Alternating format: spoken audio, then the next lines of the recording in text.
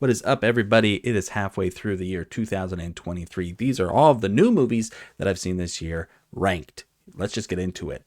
Going in the order that I saw them, we're going to start off with Megan. I really liked this movie. I thought it was a lot of fun. Set the tone perfectly from the beginning. PG-13 didn't hurt it for me. I'm going to be putting Megan in A tier. Went from a really good movie to a really bad movie. The Devil Conspiracy is one of the two worst movies that I've seen this year. It's really just low quality in every single way you can imagine.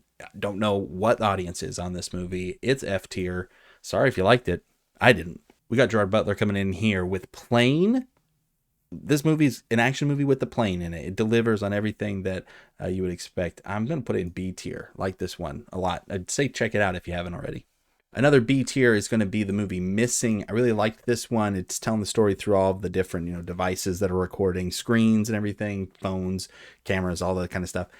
It's actually got some good character stuff though too. Good supporting cast. I actually really like the guy that she's talking to in the other country. So yeah, this one's going to be B tier easily for me. D tier though on Infinity Pool. Hey, it's for some people. I didn't really enjoy it. Cronenberg's kid just isn't for me. It was either not crazy enough and also just kind of weird. Not enough in either direction for me to really get on board with it. I'm not a huge Mia Goth guy so far. I do like her in Pearl. I didn't see X. I did really like her in Pearl though. But this movie wasn't selling me on her. Time for me to lose half of you by saying that 80 for Brady is easily that's a B tier movie. I really actually was surprised at how much I liked this. I went and saw it as a joke because it came out the same day as Knock at the Cabin, and I actually liked it a lot more than that movie. It completely is just what it says it's going to be. It's not going to be anything crazy that blows your mind, but it does a pretty good job. These are good actresses, so go figure. They do a pretty good job with this material. I mentioned Knock at the Cabin. That one's going to be a C tier for me. I don't know. It just didn't stick with me. I wasn't really thinking about it much after it came out. But, it was not bad. And so I think it's definitely a great movie to put on, back when people would just watch things on cable. It was a great movie that if it came on cable, you were watching it on like a Saturday afternoon, it'd be a good one to sit through. Magic Mike: The Last Dance is going to be in the, I'm going to say D tier for me. It was fine. But again, just not really for me. So I get if you like it. It just wasn't really what I was looking forward to. Ant-Man and the Wasp: Quantumania. I'm going to be putting in the C tier. Almost D. I think it's kind of waffling for me depending on the day. There's a lot of problems in this movie, though it does have some good stuff. I mean, I made a whole video talking about MODOK and the missed potential there. The MCU is just not firing on all cylinders when it comes to this. So really hoping it's kind of, something that we can get past and, have some better things moving forward. Cocaine Bear. Oh my gosh. What a C tier movie. I mean, again, C tier is not bad. It's delivering on what it says it's going to be. But I just think that overall, it doesn't really quite get to as crazy of the Cocaine Bear levels as maybe it could have. But it's fun time. It was funny. There's some really good set pieces in it. There's some really good moments. And so I think it makes it worth the price of admission, especially now that the price of admission is just watching it on Peacock. Hey, it's going to be my first S tier movie of the year, and a movie that pretty much everybody slept on. And that's Champions, starring Woody Harrelson. He's playing a coach of a Special Olympics basketball team, and it is just feel good. I think that there's not enough just good feel good movies. There's plenty of feel good movies, but ones that are actually well acted, well written, funny. It again does not do anything that you're going to be completely blown away with, but I don't think movies always need to be doing that. If a movie sets out to do something and does it really well, and you know what's going to happen, but it's still done really well, I don't think we should penalize it for that. So that's a good one for me. I really like Champions. Creed 3 is going to be A tier for me. I love the Creed series. The Rocky series is one of my favorites, and the Creed series being an extension of that, they definitely perform well. So I think that it's definitely the weakest out of the three of them. It just felt like it was missing something. The middle of the movie, I feel like those Rocky movies usually have some kind of extra drama that comes up that our lead character has to kind of get over, whether it's somebody gets sick or something like that. And that just doesn't happen. We find out, they're going to fight, and then they fight, and then it's over. And that's fine. It does it all well, but it's just not quite enough to bump it up, where I'd be putting like the first Creed and probably even the second one up in S tier, but this one is going to stay in A tier for me. Next up is the movie 65 with Adam Driver fighting dinosaurs with spaceships and stuff. It's going to be a C tier for me. Again, it just is kind of delivering on what it's promising, but in a way that isn't as exciting or fun as I would think the premise would want it to be. Really heavily kind of going into like the melodrama of all the tragic stuff that's going on with his character and everything. It doesn't overstay its welcome, though. Really appreciate that. A movie that knows, like, hey, let's not be too much longer than like 90 minutes to just tell the story that we want to tell and get to the end of it and not just stretch it out for no reason. Scream 6 might be my biggest disappointment of the year. I'm going to put it in... I'll be nice. I'll put it in C tier.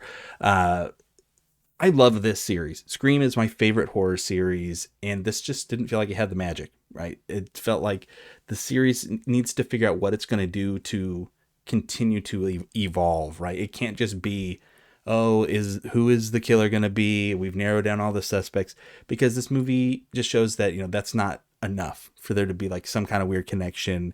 Like this movie's got no teeth, right?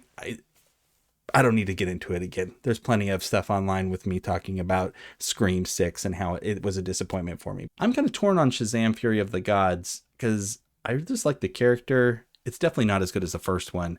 I think I'll put it in B tier. Sure, why not? I'm going to put John Wick 4 up in the A tier. I had only seen the first one going into this year, so I wasn't super like psyched for this one, but I caught up before this one came out. And I think it's good. Emotionally, I think it is the best one since the first one. Action-wise, I don't think it is as good as 2 and 3. Like the world building in those other ones is just like fantastic. This one's just got maybe a little too much going on. Some of the action scenes kind of drag for me, especially early in the movie when everybody is bulletproof, like to the nth degree. It was a little rough getting started, but I think it definitely pays off. And so I really hope it's the last one. Don't do another one. Don't do another John Wick. Oh, another S tier, and that's going to be Dungeons and Dragons: Honor Among Thieves. This is so good. It's funny. The action in it is really good. Chris Pine being in these kind of movies is just perfect. Like it's the kind of role that he is born to be playing, and he needs to be playing more of. The supporting cast is also just really, really good, and I hope that even though it did make a lot of money at the box office, we get to see more in this world because I really, really liked it. And I hope that it made enough money for people to want to make more of them. And now for the worst movie that I've seen all year, Malum. I hated this movie. It's very rare for me to actively dislike a movie this much, but I definitely did here. It was only a good time because I was seeing it with my buddy in an empty theater and we could be as loud as we wanted to be. Nothing happens in it. It's slow. It's boring. There's like 3 legitimate times that they try to jump scare you. The character design is not 100% awful when you see it in shadow, but when things get lit up too much, you can definitely see the budget. Not to say that you can't make low budget horror good. People do it all the time, but this is not one of them. So, and now for the only new movie that I fully watched that came out on streaming, Murder Mystery 2. I really liked the first one, so I was excited to see this one. It's, again, just kind of everything that's good about the first one, but just a little bit worse. So I'm going to put it in C tier. Super Mario Bros. The movie. I love Super Mario. So it was, unless it was awful, I was going to be pretty high for this one. I'm going to put it in S tier. I think it delivers. It's way funnier than it had to be good. The music is just fantastic in it, like next level good. Like it's a shame that I don't think that they're going to be able to give any kind of Oscar for it because it's really just mostly referencing all that pre-written stuff. And I think the voice cast did a great job. It looks beautiful. Yeah, S tier for sure. Next up is Air. I really liked it. Well acted, well written.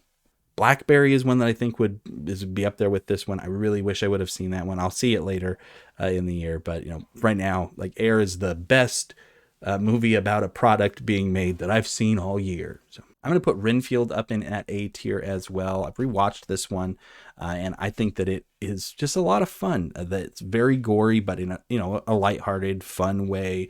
Nicolas Cage is having the time of his life playing Dracula. I was afraid he wasn't going to be in it too much, but he was really in it a lot. And so getting to see him just have such a good time playing that character. It kind of, the end drags a little bit. There's a couple places I'm like, you could have stopped it here and not had it feel like as quite as drawn out. But it really doesn't overstay its welcome that bad. And so I'm going to definitely recommend that one if you haven't seen it. Evil Dead Rise is going to be B tier for me. I think it's good. I don't think it's anywhere near the highest in the series.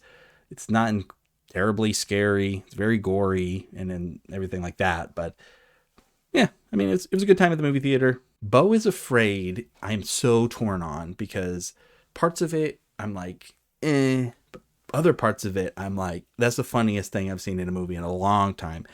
Unfortunately, it's pretty like front loaded on like the funniest stuff. So then by the time you get to the end, when you've been in the theater for like 3 hours, the chuckles and the laughs, everything have kind of become like few and far between. I think I'm going to put it in B tier just because it feels right. B for Beau. It's definitely a weird movie.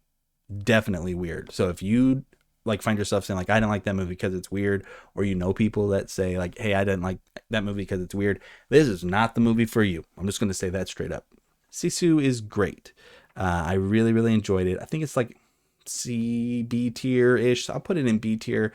As much as people be like, John Wick just doesn't really have a plot or anything, this movie barely has a plot at all. A guy's trying to get his gold to the bank. There's a bunch of Nazis in the way. And it gets wild and crazy. And so if action that's not realistic is something that you like have a trouble dealing with, this is not the movie for you. Guardians of the Galaxy Volume 3 is definitely an S tier for me. I think it's probably going to be one of my favorite movies of the whole year. Love the series.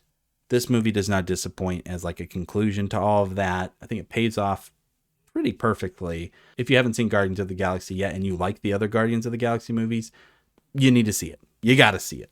Next up, we got Fool's Paradise, and I think I'm going to put it in C tier. I walked out of the theater. I was feeling really good about this movie. It was really funny. I thought like there were a lot of moments in it that really had me laughing. Like I really didn't like the Kim Jong character like at all. He's supposed to be like the heart of the movie, and I was struggling to really kind of be on board with him. But enough for me to enjoy it. I don't know if it's quite something I would recommend for everybody, but so Fast X, I'm going to put in A tier, but I need you to understand I'm doing it because of just how crazy it is. This is one where it's like, I put this movie as high as it is because of what I got out of it, not necessarily what people were trying to bring to it. Jason Momoa is so funny and like just engaging as a presence on screen in this movie. If you liked any of these movies after they got crazy, I think this one's got to be in your wheelhouse. Like if you like 5, 6, 7, and you didn't like this movie, I'd love to hear why. Like I would love to hear why, because I can't imagine how that would be. Little Mermaid, I'm going to be harsher than I probably should be, but I'm going to put it in D tier. I am struggling with these live action Disney movies. The ones that I've seen, I'm just like, why in the world are you making this? Because it's just like the lower energy, less exciting version of the movie that we already have with versions of the songs that I like less than the other ones. Is that nostalgia? Maybe. I don't know. Then we got The Machine, starring Bert Kreischer. Who I would not have expected this to be the review that I put out that has gotten the most views this year, but here we are, constantly getting called Tom Segura because I have a beard and have a similarly shaped head. It's fine. Again, it's another one of those. It's like everything you expect it to be. It doesn't do enough though. Like there are moments where this movie gets crazy, like with the violence and action in a funny way that I'm like, oh, if they could just do stuff like that more, then I would be way more engaged and ready to like really kind of sing the praises of this movie. Spider-Man Across the Spider-Verse, though, that's going to be another S tier for me.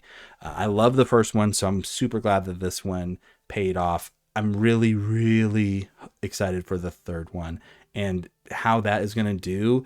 I think it's going to kind of reflect back on this one. So, you know, we'll see how we feel about this one once everything's said and done. But as of right now, it's beautiful. It's so good. The music is awesome.